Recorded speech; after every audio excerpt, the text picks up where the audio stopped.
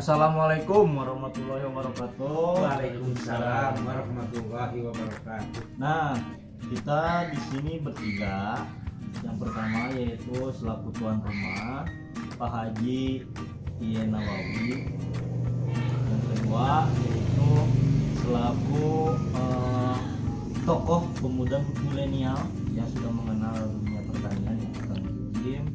Kita berbagi ilmu tentang khususnya sekarang mau membahas tentang budidaya tanaman tomat. Nah, sebelum masuk ke teknik aplikasi, mungkin kemarin penjelasan sekedar pestisida.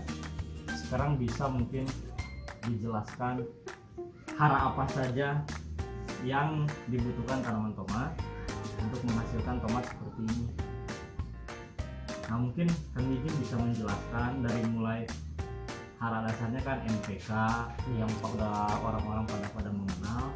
Nah, selain dari NPK sendiri, apa sih resep tersendiri gitu supaya si tanaman tomat bisa jadi padat seperti ini, nggak ada ruang hampa yang kosong lah.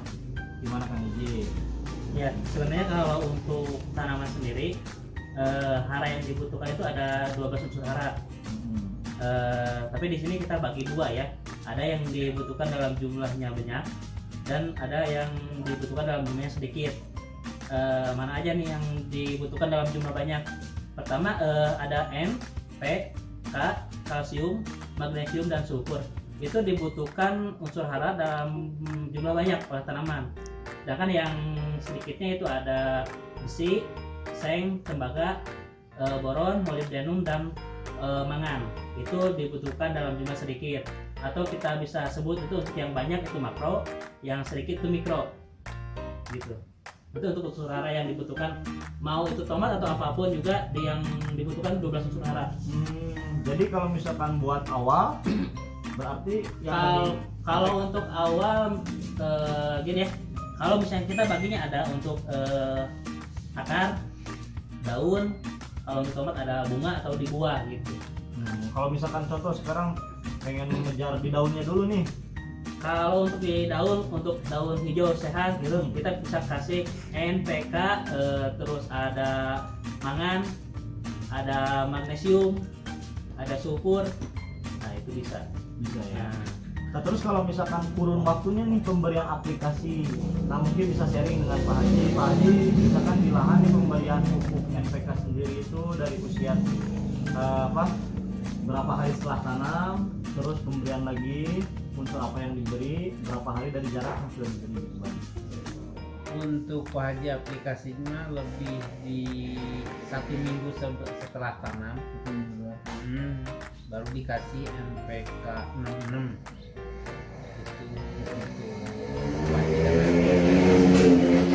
supaya pertumbuhannya. Nah, yang kedua itu lebih di masa mau tumbuh kembang, berbunga. Nah, kemudian dikasih lagi NPK apa tuh Untuk buah generasi. Generatifnya ya. Generasi. Nah, Kang Ijin, kalau misalkan dari pemberian pupuk sendiri, contohnya nih ada petani misalkan memberikan pupuk, dia emang besar pemberian pupuknya, tapi kok hasilnya kecil-kecil aja. Apakah itu berdampak dari tanamannya yang bermasalah kan, atau misalkan ada tanahnya yang bermasalah atau gimana? Sebenarnya untuk hasil yang optimal atau maksimal itu ada beberapa faktor yang harus kita penuhi untuk mendapatkan hasil yang kita harapkan. Salah satunya kita ada faktor genetis dari benihnya itu sendiri. Kedua ada faktor iklim. Kita bisa di hujan atau kemarau. Itu masuk sama. Ada faktor manajemen. Nah, di dalam faktor manajemen ada faktor pemupukan juga. Dari pengolahan atau segala apapun itu termasuk manajemen. Dan yang keempatnya itu adalah faktor tanah. Nah, di sini faktor tanah itu kita ada tanah itu dibagi 3 ya, dari fisik kimia, fisik sama biologisnya gitu. Yang banyak atau kurang perhatian dari teman-teman petani itu mungkin di tanah ya gitu. Paling kalau misalkan buat memulihkan atau misalkan buat mempersiapkan si lahannya itu emang siap ditanam 100% itu gimana sekarang? atau mungkin dari pengolahan ya. Ah, Nah, gitu. Tergantung nanti jenis apa, bukan jenis ya, tata caranya mungkin ya. Nah, misalnya kalau tanah itu sakit, konteks sakit di sini itu tanah itu asam. Kita kalau tanah itu asam kita harus perbaiki dulu. iya. Kita bisa kasih untuk mengurangi keasaman itu kita kasih kapur Dolomit atau ya? kapur, kaptan atau dolomit lah biasanya tersebut. Itu minimal kalau yang saya aplikasikan 2 ton per hektar minimal itu. Tapi kalau misalnya kita tahu jenis tanahnya atau pH-nya berapa, pH tanah itu lebih bagus. Cuman kalau misalnya kita nggak tahu, nggak sampai tanah, cukuplah 2 ton per hektar.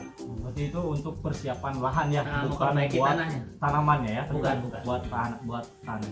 Kalau misalkan Pak Haji sendiri, tadi kan mendengarnya Pak Haji dari Kang Jim bahwa perlakuannya itu dari pengolahan lahan sampai pemberian pupuk harus seperti ini, seperti ini. Terus kalau misalkan ini kan tomat hasil dari Pak Haji, Ya. ini kan terlihatnya bagus nih Pak Haji, nggak ada yang kopong lah, jadi semua isi gitu Pak Haji. Nah, untuk mendapatkan hasil tomat seperti ini mungkin pemberian pupuknya itu gimana, terus persiapan lahannya, terus menangani OPT-nya itu gimana sih? Ya lebih cenderung apa itu konsultasi sama petani milenial ini, jadi lebih cenderung menurut, karena yang lebih tahu dosisnya kan kalau petani sih lebih ke kerjaannya, jadi lebih ke untuk ilmunya lebih didampingi lah sama petani milenial macam Pak Haji ini. Kalau misalkan takaran pupuknya sendiri Pak Haji, dari luasan lahan sekarang berapa luasan lahan Pak Haji yang tomat ini? Kurang lebih lah 1000 meter. 1000 meter. Itu pupuk total sampai hasil panen berapa banyak Berapa ya? yang Pak Haji keluarkan kemarin? Untuk lupa lah nanti, karena kemarin sih nggak pakai takaran sih, lebih ke Tapi kalau buat menghitung sih ada sih rumusnya. Cuman kalau untuk simpelnya ke petani, kalau pakai sistem pengecoran itu tergantung di usia. Misalnya kalau kita usia vegetatif, flowering sama generatif itu nanti kebutuhan pupuk berbeda. Misalnya kalau kita pakai di masa vegetatif, kita pakai misalnya pakai pupuk NPK-nya ya, NPK 1616. Iya. Itu cukup dari 2 kilo untuk kelas-kelas NPK-nya. Tapi kalau lebih bagus kita tambah juga kalsium dan boron, karena itu untuk meningkatkan stimun sama nanti kesananya buat pencegahan depresi atau ketahanan penyakit. Misalnya kalau kita kasih 2 kilo aja kalsium sama boron gitu, jadi untuk masa vegetatif itu kita cukup 4 kilo per 200 liter air, drum 200 liter air itu cukup untuk 1000 populasi. Kita pakainya 200 mili per pokok atau per pohon. Itu sampai usia dari misalnya kalau tadi Pak Haji bilang 1 minggu setelah tanam, itu sampai usia 1 bulan per minggu kita kasih, berarti ada 4 kali ya, 4 kali pengaplikasian di masa vegetatif itu per 4 kilo, 2 kilo NPK dan 2 kilo kalsium boron. Iya. Terus nanti di masa flowering kita rubah polanya. Satu dari jenis NPK-nya sendiri, kita lebih fokus nanti nyari yang P sama K yang lebih besar dibanding dengan N gitu. Itu bisa nambah dari yang tadi 4 kilo itu jadi 6 kilo, jadi perbandingannya 42. Yang untuk kalsium sama boron itu tetap 2 kilo, cuman NPK-nya kita naikin. Kenapa? Karena fase vegetatif dan fase flowering itu kan tanaman udah berbeda ya, berbeda fasenya. Tuh tanaman udah besar, berarti kebutuhan makanan juga lebih banyak kan gitu. Terus nanti di masa generatif juga nambah lagi, bukan 42 tapi jadi 62. NPK-nya kita naikin lagi, P sama K-nya lebih besar lagi gitu. Tapi kalau untuk kalsium sama boron itu per drumnya juga cukup 2 kilo. Berarti kalau misalkan udah usahanya udah full, berarti emang ya udah bisa hasilnya maksimal ya. Iya. Terkecuali kalau misalkan kita kasih pupuk secara full dengan unsur hara tadi berapa, 35 unsur hara, 12 unsur hara yang tadi yang dibutuhkan, berarti itu udah full, udah cocok ya. Untuk pemenuhan unsur hara sudah cocok. Cuman untuk faktor-faktor yang lain, yang 4 faktor itu, kalau yang 4-nya terpenuhi itu insya Allah hasilnya maksimal. Dari 4 itu yang harus diutamakan yang mana? Yang diutamakan fondasinya dulu mungkin ya, tanahnya dulu kita. Tanahnya. Ya. Ibaratnya gini, kalau tanah itu kayak manusia lah, kalau sakit, kalau ada makanan banyak pun, kalau kitanya sakit kan nggak enak makan. Tapi kalau kitanya sehat, makanan apapun enak kan dimakannya, sama gitu. Tanah juga kalau misalnya tanahnya sakit, walaupun kita kasih pupuk yang banyak, tapi dia nggak akan makan, jadi nggak maksimal makannya. Benar sih. Terus selain tanah yang mungkin harus diperhatikan, Satu tanah, kedua ke benihnya sendiri, genetis di benih itu gitu. kalau misalkan gini nih, misalkan petani tomat pengen hasil tomatnya itu per satu pohon, biasanya di sini berapa kilo Pak Haji? Untuk yang biasa sih 2 kilo lah kita, tapi kalau untuk maksimalnya kuatlah sampai 5 kilo. 5 kilo. Untuk kan itu didukung sama cuaca juga, sama ketelatan ini juga. Tapi kita di sini untuk yang tengah-tengah aja itu 2 kilo lah. Nanti kalau 3 kilo, 4 kilo itu juga bisa. Tapi kan tergantung itu mah tergantung cuaca apanya. Tapi untuk 2 kilo sih Dapat lah ya. dapat lah. Berarti rata-rata itu per pohon itu total kurang lebih ada berapa buah Pak Haji? Untuk saya sih lebih untuk per buah ya, per gagang disebutnya, lebih ke 8 paling. Untuk 8 itu per buah. Tapi untuk apa itu disebutnya yang ke atas manggarnya lebih ke mungkin 6 ya, yang 6. Kalau bisa ya 5, 6, 7 lah gitu, supaya. Tapi untuk maksimalnya supaya besar-besar lebih ke diambilnya 8, karena per batang itu kan ada 12, ada 11, kita lebih ke dipotong di kebiri Di bawahnya. yang minimal 8 lah untuk tapi lebih ke atas sih lebih sedikit. Mungkin yang kedua 8, yang satu 8 lebih ke 4, 5 gitu, karena kan itunya lebih udah makanannya karena udah menipis, mungkin lebih ke situ. Tadi kan dengar dari Kang Bijing juga Pak Haji, ternyata pupuk itu harus diperhatikan ya Pak Haji ya. Jelas. Nggak sekedar hanya NPK aja, Jelas. masih banyak seperti boron, terus yang lainnya itu. Nah, menurut Pak Haji yang dirasakan, selain dari pemberian pupuk, dari faktor apa aja Pak Haji di lapangan yang susah nih bertani, susah tentang ini gimana?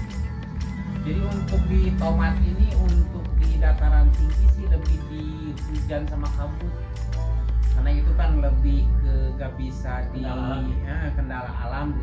Kalau untuk masalah kemarau lah, untuk di tomat sih agak ringan lah untuk cara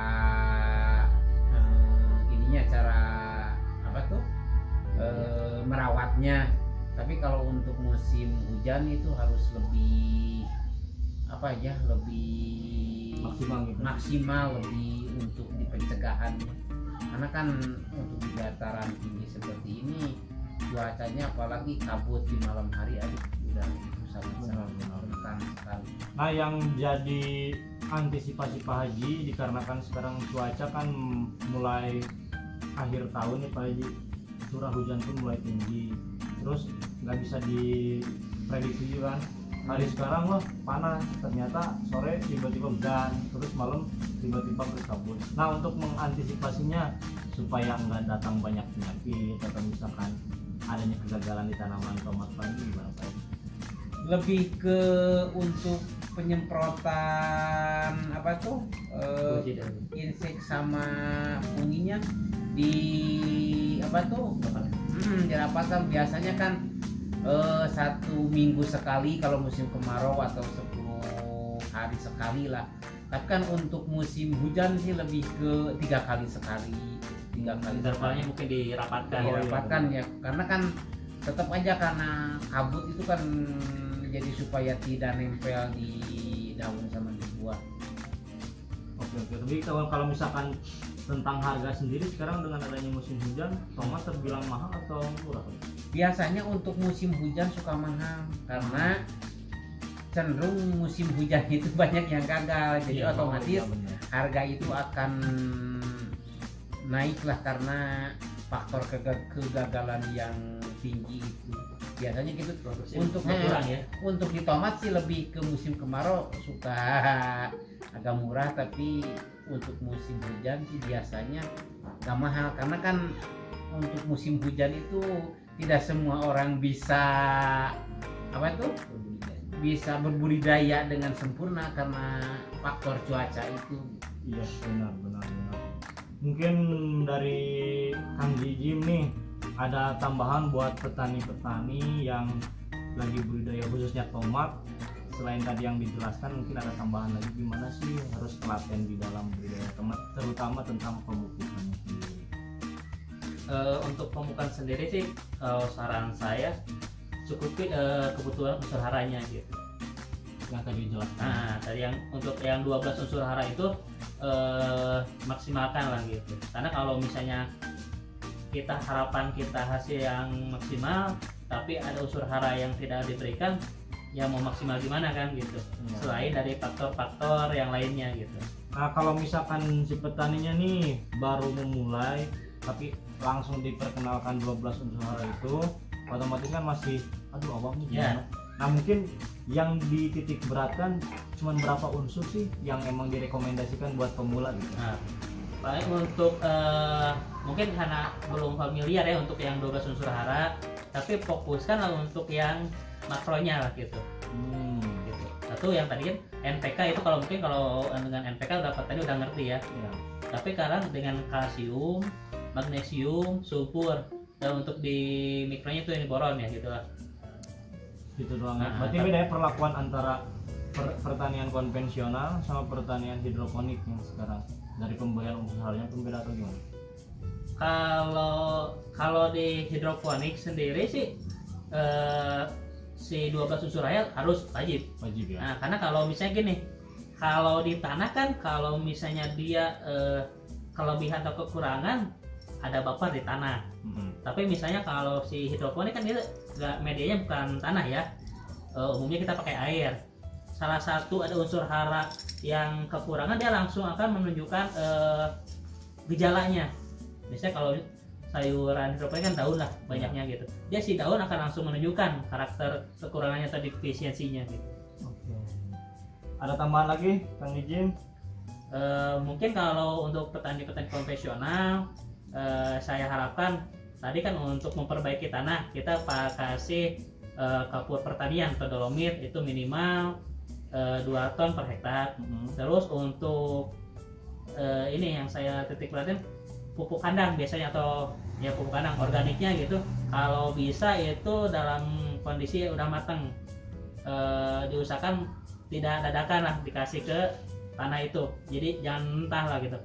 Lakukan fermentasi dulu lah, Angin dulu ya. nah kalau bisa dikasih dekomposer lah Ya.